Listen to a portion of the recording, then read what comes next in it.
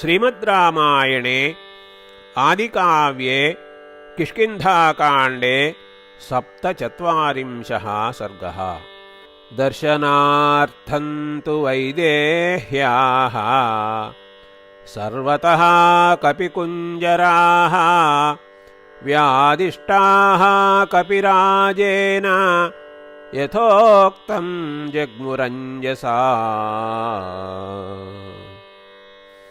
ते सरांसि सरित्कक्षान् आकाशं नगराणि च नदी दुर्गांस्तथा देशान् विचिन्वन्ति समन्ततः।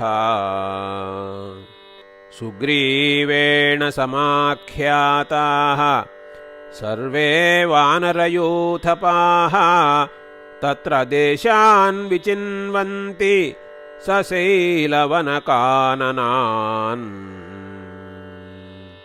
विचित्य दिवसं सर्वे सीताधिगमने धृताः समायान्ति स्म मेदिन्यां निशाकालेषु वानराः।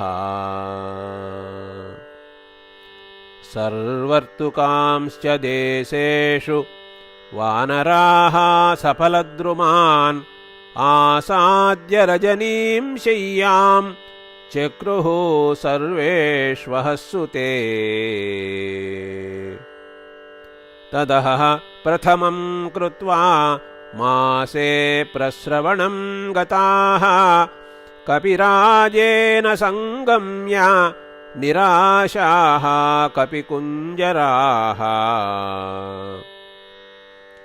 विचित्य तु दिशं पूर्वां यथोक्तां सचिवैः सह अदृष्ट्वा विनतः सीताम् आजगाम महाबलः। दिशमप्युत्तरां सर्वां विविच्य स महाकपिः आगतः सह सैन्येन वीरः शतबलस्तदा। सुषेणः पश्चिमामाशां विविच्य सह वानरैः समेत्य मासे पूर्णे तु सुग्रीवमुपचक्रमे।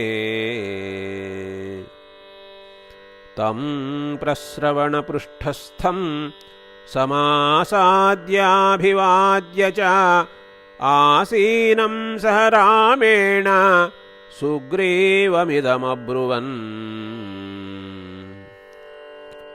विचिताः पर्वताः सर्वे वनानि गहनानि च निम्नगाः सागरान्ताश्च सर्वे जनपदाश्च ये।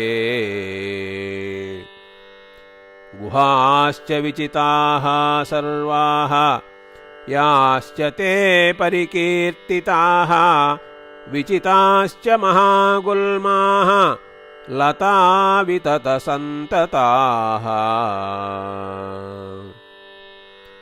गहनेषु च देशेषु दुर्गेषु विषमेषु च सत्त्वान्यति प्रमाणानि विचितानि हतानि च। ये चैव गहना देशाः विचितास्ते पुनः पुनः। उदारसत्त्वाभिजनो हनूमान् समैथिलीं ज्ञास्यति वानरेन्द्र। दिशन्तु यामेव गता तु सीता तामास्थितो वायुसुतो हनूमान्। इति आर्षे श्रीमद्रामायणे वाल्मीकीये आदिकाव्ये किष्किन्धाकाण्डे 47 सर्गः।